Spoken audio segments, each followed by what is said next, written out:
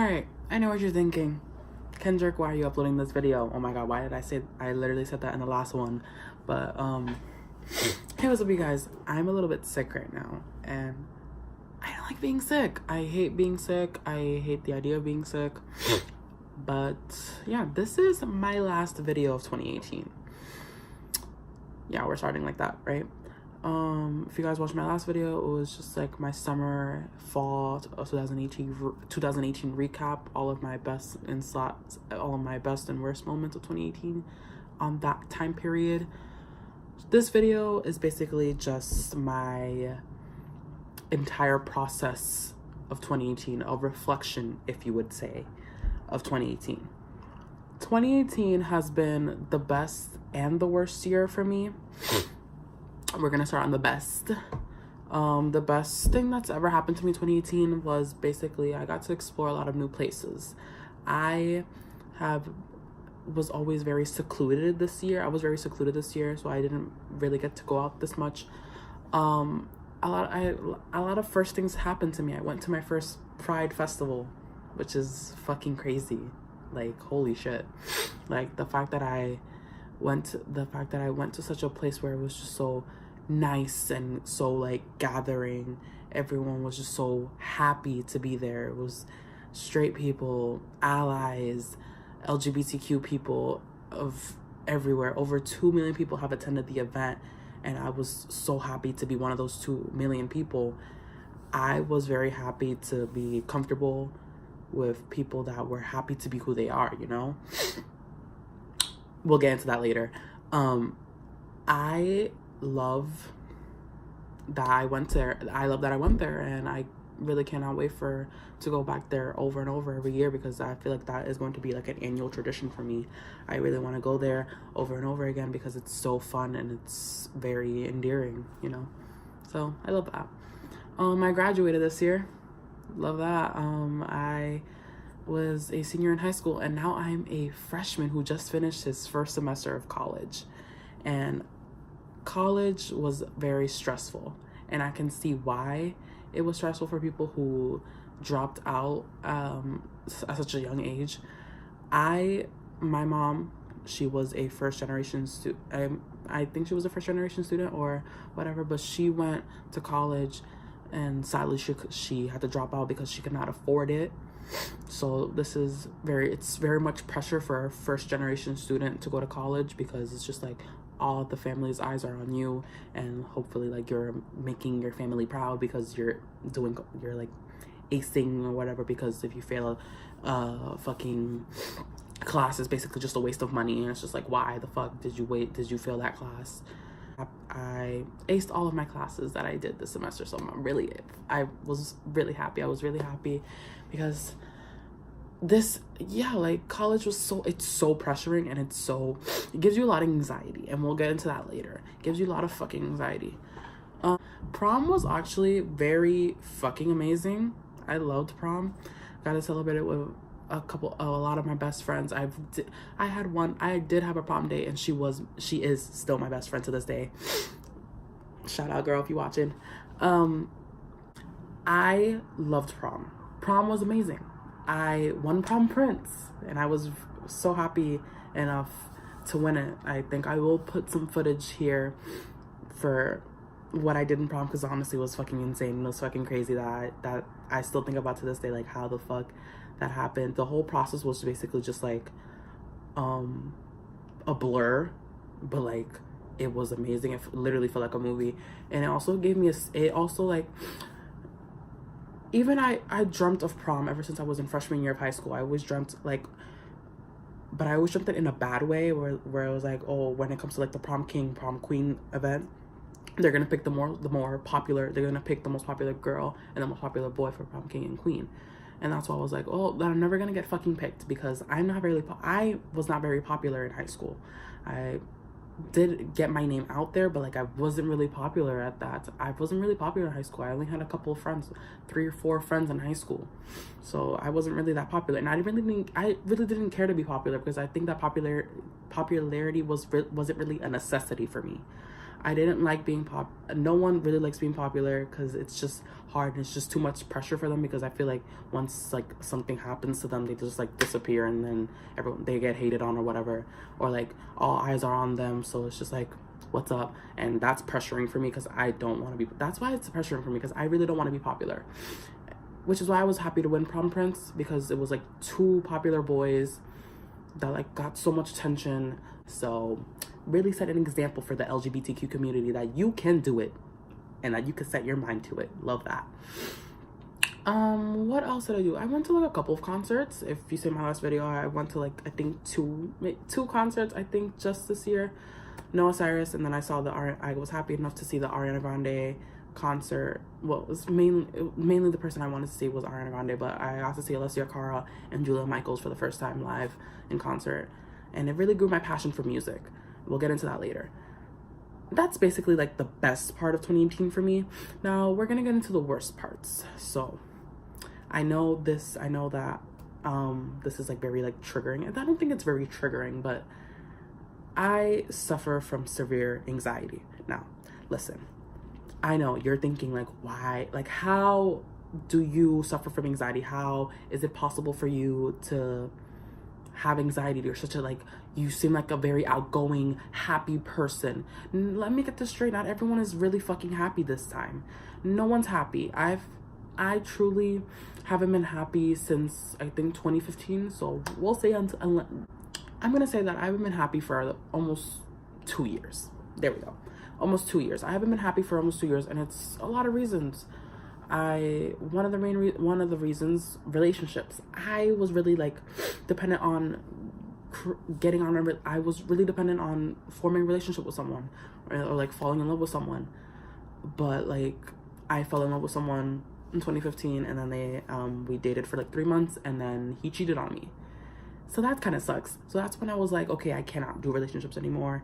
And I think I was like, fuck you. I think I really like said fuck you to relationships, because I was very afraid to be like, oh, if I go out with this person, I'm gonna get cheated on. I know I'm gonna get cheated on, and I don't want to be treated that way anymore. So I was like, okay, fuck relationships. I'm not gonna do it anymore. And then another reason, college. When you're in a different environment other than high school, it could get really pressuring. I didn't feel that ideal. I didn't feel pressured to be in college.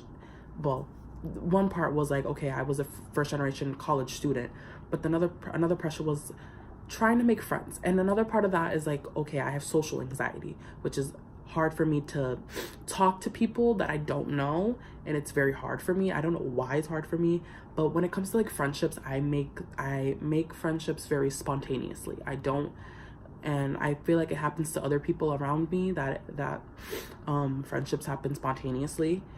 I, like, even my high school friends, I made friendships with them spontaneously. I didn't just say like, hey, my name is Kendryck, what's up? Like, it didn't happen that way. In college, I made friends with 2 people. It was great. It was awesome. Like, it was really spontaneous too. But I feel like when it comes to like a presentation, I get all nervous and choked up, and I don't like that. And then I hate being loud. As much as I say I really fucking hate being loud, and that's one thing that I really need to stop doing in 2019. I hate being loud. I really hate putting my voice out there, but also I really want to put my voice out there. So I don't want to be loud, like screaming loud per se, but I want to make my voice matter, if that makes sense. So hopefully in 2019 I could be happy. I mean, let me give you like a little update right now. I'm happy. Like currently right now as I'm filming this, I'm literally filming this on New Year's Eve, as I did last year, because I'm that bitch. Right now I feel happy, but if you were talking to Kendryck about 2 weeks ago, he would blow his brains out right now. But I'm really happy. I love the state that I am. I love the state that I'm in right now. I love the friends that I love the people that I'm with. I love my friends. Really don't care about being in a relationship right now, because honestly, I tweeted this also too on my Twitter. If you follow me on my Twitter and on my Instagram, I put this on my Instagram. That's, to me, self-love is the best kind of love. Like, I don't, and I feel like that's like gonna be a quote for me for 2019, because again, I think someone said this, I don't know if RuPaul said this or whatever, but how are you gonna love someone? How can you love yourself if you can't even love how can you love someone else if you can't even love yourself? And that's a quote that I can stick on, that sticked on me for like the past 4 years. I truly do right now. I love myself. I love myself. Like, it's very hard for people to love themselves, and it's very hard for people to get to that state of loving themselves, because I feel like anxiety or whatever, or something takes over their brain, and it's just like, fuck you, you want to die. Like, not like you want to die, but like, you don't want to be here, you don't want to be in this position anymore, and that's really fucking hard. This year I've dealt with so much anxiety because I didn't want to be at this situation. I didn't want all those people to tell me, like, I felt pressured from everyone, my friends, my family, saying like, you're like, you need to stop doing this, you need to stop doing that. And I get that, and I really want that, I really want to change that, but it's really fucking hard for me. And it's anxiety is a bitch. Like, I'm just gonna say it. Anxiety is a fucking bitch. It can suck a dick. It can suck anything, basically. I hate feeling anxious, and when I feel anxious, okay, the one thing I do when I feel anxious is I write, which was why next semester, for my spring semester in college, I'm taking a creative writing course, because I just love writing. I love writing about anything, literally anything. I just love writing about it, which I feel like I'm like one of those people who could write a book. I literally can write a book if I wanted to. And also I write songs. Like, I've started writing songs this year, which is crazy, because I'm not the type to be like writing songs or like writing my own music. I'm the type to be listening to music, not like writing my own. But I felt a burst of inspiration where I'm just like, I could write my own song, or like I could be like this person. But I feel like my genre, like, I feel like when I wrote those songs, when I would write these songs, it would be sad and sappy and like filled with depression, like kind of like a Billie Eilish type of vibe, you know. But I want to write happy songs. I want to write songs about falling in love. I want to write songs about everything. I want to get my point across from everything. I want to write songs about anxiety. I want to write songs about suicide. I want to write songs about depression. I want to write songs about relationships and being cheated on. I want to write songs about growth. I want to write songs about like change. I want to write songs about everything. And I feel like 2019 is the year where I want to write everything, and I want to put all of my thoughts on paper. Currently it's in my notes app, but I want to put them on paper and put them in a song, you know, or put them on a book, because like I feel, and I've been writing this, I've been doing this for the past couple of months, actually. I've been writing poems, and I was like, okay, why don't I just turn these poems into songs? I wrote songs. I wrote this one song. It's called Monster. Gabby Hanna, don't come for me.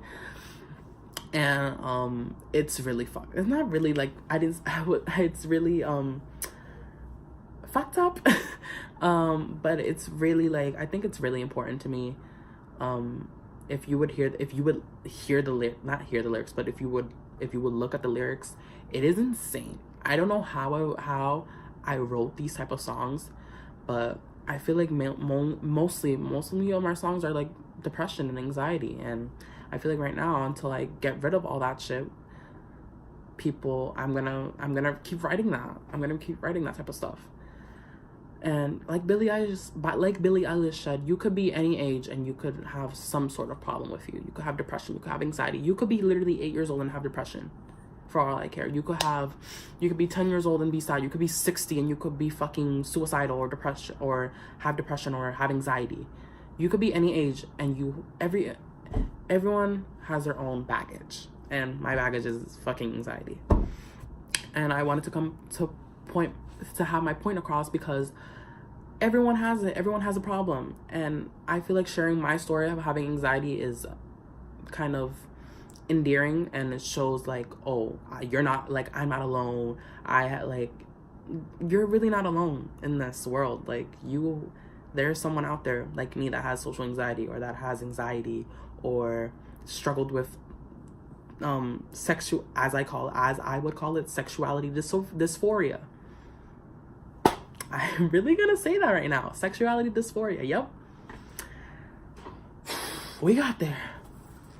Yeah, I'm really going through it. 2018 was really a bitch, but it's also really, it was that bitch, but it was also that bitch.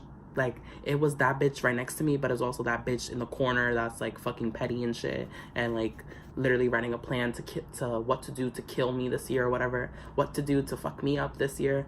Well, the things I did, good and bad, will really influence me this coming 2019. 2019, I think, is actually going to be my year where I kind of make a 180 and turn this shit around, because I'm tired of having anxiety attacks. I'm tired of being sad all the fucking time. Who isn't? But like, honestly, being sad for me, honestly, is like a plus, because being sad, and like, it gives me an epiphany, and it inspires me to be like, okay, I need to start writing. Like, I could write something like about my sadness, you know? So I feel like I want to turn my sadness into happiness through writing. There we go. That's the best way I could say it. So I guess that is my reflection of 2018. I'm not really gonna be like, oh, things I did in 2018. Y'all already got a basics of what if y'all follow me on social media, y'all really got a basics of what I did this year. I really didn't do that much this year, but this year was basically just a reflection on me and how I should have dealt with my social anxiety. It was basically a year for self-growth, is the way I would put it. I was really taking a break on YouTube because I was not feeling it. I had anxiety attacks every day. I would go to sleep crying every day because of all these anxiety attacks. But I had people with me. Y'all know who y'all are. I had people with me, my best friends, some of my family members, who really love me for me, and really like care about me, and really care about what I need to say. Because 2019, I'm gonna do big things. Not like big things, but like 2019, I want to do a lot of stuff. I want to make more videos. Hopefully. Hopefully I don't post like 5 videos this year. I mean, in 2019, I think I posted like 5 this year, but I don't care. Because I really try to make my point across of why this is literally why I was not here on YouTube. But yeah, that is my reflection of 2018. I really hope you guys enjoyed this year, and if you didn't enjoy this year, it's fine, because I didn't enjoy it either, but I semi-enjoyed it. If you guys wanted like a percentage of how much I enjoyed 2018, it would be like 60% anxiety attacks, 30% having fun, and 10% just like me writing. Basically, yeah. Yeah, thank you guys so much for watching. If you like this, give this a thumbs up. Comment down below what was your favorite part of 2018 and what was your least favorite part of 2018, if that makes sense, because just really want to know, because I really think that people are dealing with their own emotional shit, and I am too, and I know you are too, so it doesn't matter, because we're not, guess what, bitches? We're not fucking alone here. We're not alone in this world. There's almost 8 billion people in this world. Everyone suffers from their own shit, and we're all gonna get through it this year. So thank you guys so much for watching. If you like this, give this a thumbs up. All my social links will be down below. Thank you guys so much for sticking with me through this year. I know I haven't been posting much, but 2019 is really gonna be the year where I literally turn everything around and make things happen and post happy and sad shit. Hopefully you guys would listen to my music. Hopefully you guys will listen to some of my music, because I probably will be making some music this year. I mean, this 2019. Thank you guys so much. I really hope you guys have a happy new year, and I really really hope you guys enjoyed your 2018, because it was okay for me, and I hope it was okay for you. And I'll see you guys next year. Yeah, for the last time in 2018. Don't be a bitch, be the bitch. I love you guys. Bye.